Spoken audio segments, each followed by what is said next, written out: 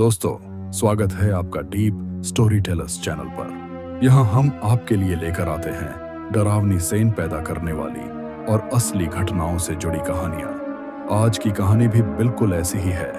अगर आपको हमारी कहानी पसंद आए तो चैनल को सब्सक्राइब करना ना भूलें और अपने विचार कमेंट में जरूर बताएं। तो चलिए शुरू करते हैं इस खौफनाक सफर को। दोस्तों, ये आज की कहानी कल की कहानी का ही दूसरा भाग है। अगर आप लोगों ने कल वाली वीडियो नहीं देखी है तो पहले कल की कहानी सुन लीजिए। अभी दूसरा भाग बाकी था। महीने गुजरते गए। मैंने भारत में अपना कारोबार मजीद बढ़ा लिया था। मेरी बीवी अपनी छोटी बेटी में इतनी मसरूफ रहती थी कि इसे और किसी चीज का ध्यान ही नहीं था। मैंने भी इसे कहा कि अब सब कुछ मुझ पर छोड़ दो। मेरे भाई की सेहत बेहतर हो चुकी थी। हमने उसके लिए बनी काम लगवा दी ताकि वह एक नॉर्मल जिंदगी गुजार सके। मगर कुछ वक्त गुजरने के बाद एक रात कुछ ऐसा हुआ जो शायद कभी ना भूल सकूं। आधी रात का वक्त था। मुझे प्यास लगी। मैं पानी पीने के लिए उठा। जाने क्यों, सबसे पहले मेरा ध्यान भाई के कमरे की तरफ गया। मैं हमेशा आधी रात को चेक किया करता था कि वह ठीक है या नहीं, लेकिन उस रात जब मैं बाग में पहुंचा, जो मंजर मैंने देखा मैं बयान नहीं कर सकता। बस इतना कहूंगा, उस रात मेरी वालिदा इस दुनिया से चली गई थी या मुझ में हिम्मत नहीं थी यह सब देखने की। मैं वही जमीन पर गिर गया और बेहोश हो गया। शायद यही बेहतर था, क्योंकि मैं यह सब बर्दाश्त नहीं कर सकता था। कुछ देर बाद जब मेरी आंख खुली, मुझे कुछ समझ नहीं आया। मैं फौरन वहां से भागा और पुलिस को कॉल की। मेरे कुछ दोस्त पुलिस में थे। मैंने उन्हें भी बुलाया। हमारे करीब एक थाना था। मैंने वहां भी कॉल की। फिर मैंने ओझा साहब को भी फोन करने की कोशिश की, लेकिन वो शायद सो रहे थे। उनका नंबर नहीं मिल रहा था। जब सब लोग पहुंचे, इन्होंने मेरे भाई को कमरे में बंद कर दिया। हमने अपनी वालिदा की तदफीन की। लेकिन अदनान भाई, ये कहानी यहाँ खत्म नहीं हुई। जनाजे के 3 दिन गुजर चुके थे। मेरा भाई अभी तक कमरे में क्या था। हम उसके लिए खाने का इंतजाम करते और कमरे में रख देते, जैसे वो अंदर सड़ चुका हो। जो खाना हम उसके सामने रखते, वो अगले दिन वैसे का वैसा ही मिलता, जैसे किसी ने इसे हाथ भी न लगाया हो। कुछ दिन बाद मैंने फिर ओझा साहब को बुलाया। जब इन्होंने सब कुछ देखा तो वह खौफजदा हो गए। इन्होंने कहा, यह जादू पहले से भी ज्यादा मजबूत हो चुका है और इस बार जिसने जादू करवाया, इसने निहायत बेरहमी से हमला किया। इन्होंने मुझसे कहा, यह मुझसे नहीं होगा, लेकिन मैं आपको एक बहुत बड़े ओझा से मिलवाऊं जो वो पंजाब में रहते हैं। मैंने फौरन फ्लाइट ली और एक दिन बाद पंजाब पहुंचा। उससे पहले मैंने अपनी बीवी को घर पर ही छोड़ दिया, क्योंकि हमारे कुछ मेहमान आ रहे थे। मैंने उसे कहा, तुम यहीं रुक जाओ, मैं जल्दी वापस आऊंगा। जब मैं उस बड़े ओझा से मिला तो वह बहुत खुश मिजाज और नेक दिल इंसान लगे। मैंने इन्हें अपनी पूरी कहानी सुनाई। वह मेरे ऊपर रोने लगे। फिर उन्होंने कहा, बेटा, मेरी जिंदगी में ऐसा वाकया सिर्फ एक बार हुआ था। इन्होंने बताया, एक ऐसा जादू होता है जिसमें जिस पर जादू किया जाता है, इसके अंदर एक आदमखोर जिन दाखिल हो जाता है। यह जिन सबसे पहले कच्चा गोश्त खाता है। अगर इसे कोई जानवर ना मिले तो वह इंसानों को खाने लगता है। शायद तुम्हारी वालिदा भी इसका शिकार हो गई थी। मैंने ओझा साहब के कदम पकड़ लिए और कहा, आप इस जादू का तोड़ निकाले। मैं पहले ही अपनी मां को खो चुका हूं। ओझा साहब फौरन मेरे साथ चलने के लिए तैयार हो गए।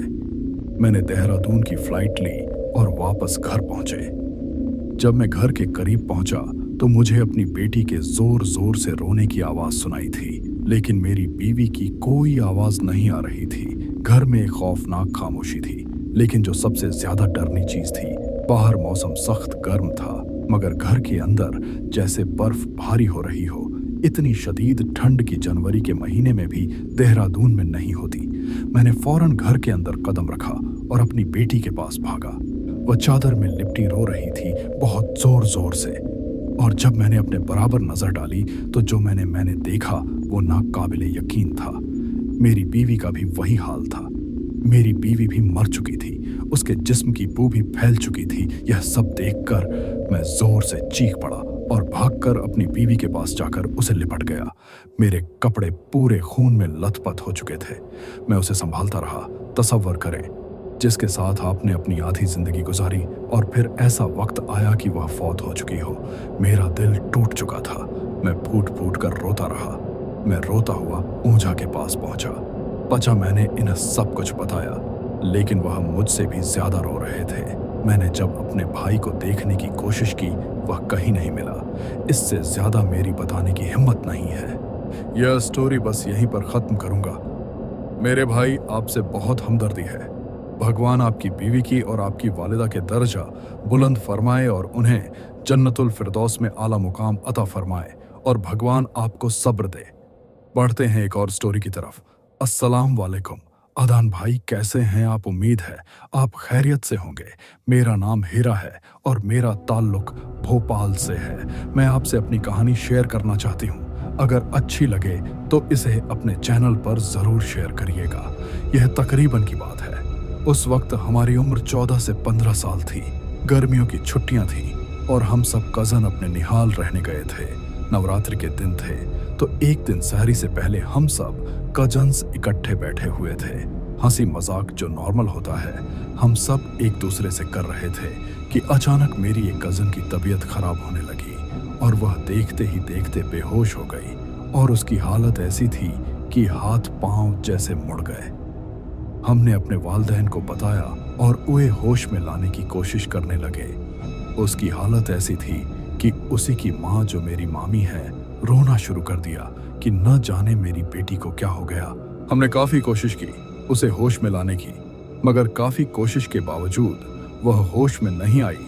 तो उसे हॉस्पिटल लेकर डॉक्टर ने इलाज किया। कुछ देर बाद वह होश में तो आ गई, लेकिन डॉक्टर उसकी बेहोशी की कोई वजह मालूम ना कर सके। अब यह था कि रोज ऐसा ही होने लगा। आधी रात होते ही वह बेहोश हो जाती। सब बहुत परेशान थे। कई डॉक्टरों को चेक कराया, काफी टेस्ट करवाए, लेकिन कोई भी इस बीमारी की वजह मालूम ना कर सका। सब टेस्ट क्लियर आते। अब एक हफ्ता गुजर चुका था और एक रात ऐसा हुआ कि वह अपने कमरे में थी कि अचानक उसके कमरे से अजीबो गरीब आवाजें आने लगी, और वो आवाजें इतनी खौफनाक थीं कि सुनते ही रोंगटे खड़े हो जाते। हम सब घर वाले जाकर उसके कमरे में गए और जो मंजर देखा वह नाकाबिले यकीन था। बिस्तर से ऊपर हवा में मल्लिक थी और कुछ अजीबो गरीब जुबान में अजीब लहजे में कुछ बोले जा रही थी। मेरे मामू ने इसे पकड़कर बिस्तर पे लुटाने की कोशिश की, मगर उसका जिस्म ऐसे हो गया था जैसे किसी ने मजबूती से उसे लोहे की जंजीर से जग रखा। मेरी नानी मामियाँ वहां सब मौजूद। सब लोगों ने जो भी मंत्र याद थी पढ़ना शुरू कर दी। कुछ देर बाद वह धड़ाम से बिस्तर पर गिर गई और बेहोश हो गई। अब सब समझ चुके थे यह मामला कुछ और है। मेरी मामू ने रूहानी इलाज करवाने वालों का पता लगाने की कोशिश की और किसी ने इन्हें एक खास शख्स के बारे में बताया। मेरे मामू मेरी कजन को उसके पास लेकर गए। उस शख्स ने कुछ अमल और बताया कि इस लड़की पर किसी ने काला जादू किया और वह जो जादू करने वाला हमारा कोई करीबी रिश्तेदार ही है। इसने कुछ अमलियात की और तावीज पहनने और पीने के लिए दिए। कुछ दिन तक वह ठीक रही, लेकिन उसकी सेहत दिन पधिरा को हम सब इकट्ठे बैठे हुए थे और वह अपने कमरे में सो रही थी कि अचानक हमारी नजर उसके कमरे की खिड़की से बाहर लॉन में पड़ी। हमने देखे कि वहां कोई मौजूद है और आहिस्ता आहिस्ता कुछ कह रहा है। हमें डर भी लगा, लेकिन जब हम सब वहां गए तो हमारी जान निकल गई। वो वहां जमीन पर बैठी थी। उसकी आंखें सुर्ख अंगारे की तरह जल रही थीं और वह अपने बाल नोच रही थी। हमने चीखें मारनी शुरू कर दी। हम भी कोई इतने बड़े नहीं थे और काफी डर गए थे। शोर सुनकर घर के सारे बड़े भी वहां आ गए। मेरे मामू ने उसे वहां से उठाया तो वह पागलों की तरह चीखने लगी। किसी से कंट्रोल ही नहीं हो रही थी।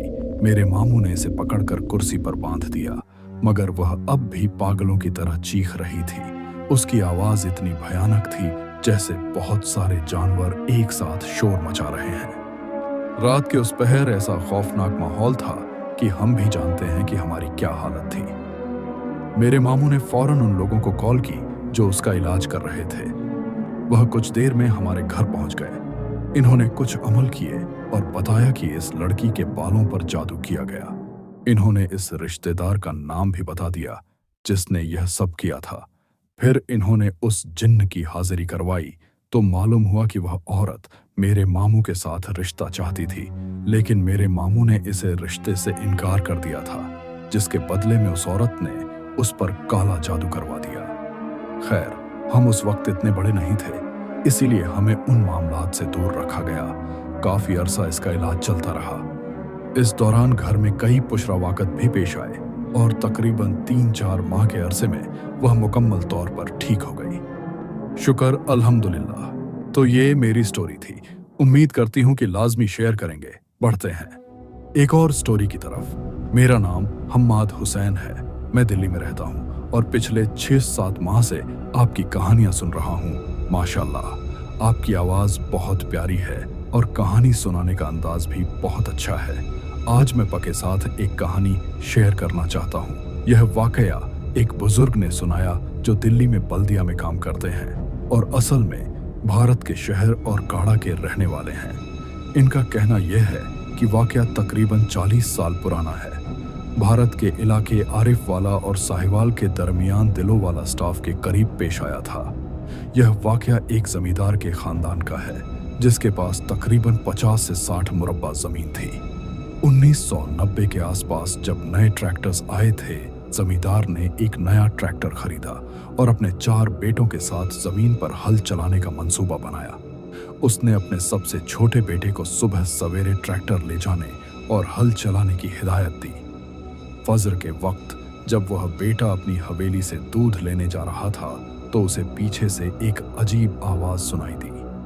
तुम्हारे अब्बू और भाइयों ने जो फैसला किया है, हमें उस पर कोई एतराज नहीं, लेकिन जो जमीन पर दरख्त लगे हैं इन्हें काटना मत, ना ही उसे मखसूस हिस्से में हल चलाना, वरना उसका अंजाम अच्छा नहीं होगा।